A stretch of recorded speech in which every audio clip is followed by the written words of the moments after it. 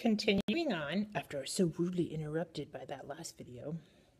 So it looks like I'm going to have a quadratic again, which means I'll want to multiply it all out, set it equal to 0, keep my fingers crossed that maybe it'll factor. I think it will.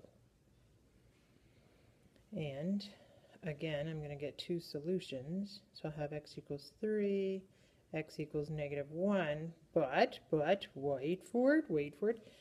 If I take those numbers and I plug them back in, I can't keep this one because I'll have log of a negative number here and again here. Now if I plug in 3, this will be a positive, this will be a positive, so we'll be good to go. Moving on. Now we're getting to the good stuff. So again, look back at the previous page where we put down the rules for finding the derivatives. So now, if I have to find the derivative, of course, I'm supposed to do natural log of the base, well, the base is 2,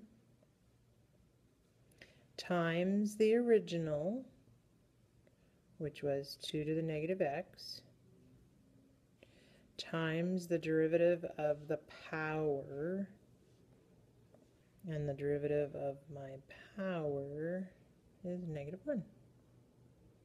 So I can simplify that all out, make it look pretty. -2 to the negative x, natural log of 2. Getting rid of the negative exponents, of course, I'll have negative natural log of 2 over 2 to the x. Much prettier. So on the next one, I notice, oh boy, I have y's on both sides. Ay, ay, ay. And I have x's both down and up in the exponent. So the only way I'm going to be able to work with this hot mess, as I was saying, the only way I'll be able to work with this hot mess is I'll have to do logarithmic differentiation. And I want you to put a big fat note in your notes, a note in your notes. If you're taking a derivative of a function raised to a function, you have to use logarithmic differentiation. Write that down. Okay, that's what I said.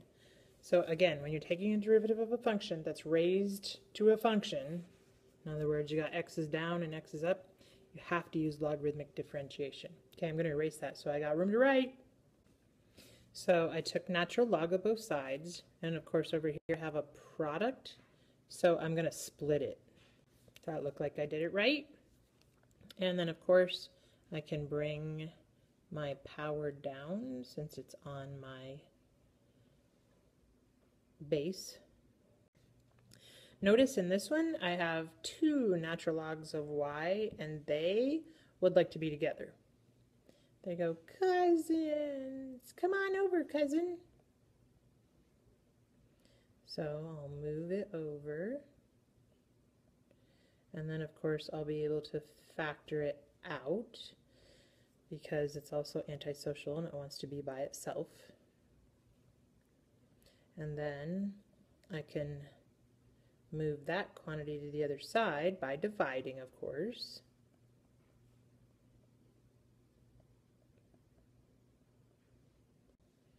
And now I'm ready to actually take the derivative. So let's see, on the left side I'll have 1 over y times y prime, or dy dx. And on the right, I'll have to use quotient rule. So I did low d high, remember the derivative of the numerator is 1 over x, minus high d low, all over low squared. And this will simplify to, uh-oh, did you catch the boo-boo back on the, did you catch that boo-boo back on the last page where I brought it over and it was a subtraction when it should have been a plus? So I want you to go back and fix that. I should have added the 3x natural log y instead of subtracting it. Okay, so now over here, I actually have it correct. Means that would have been an addition on the bottom, not a subtraction.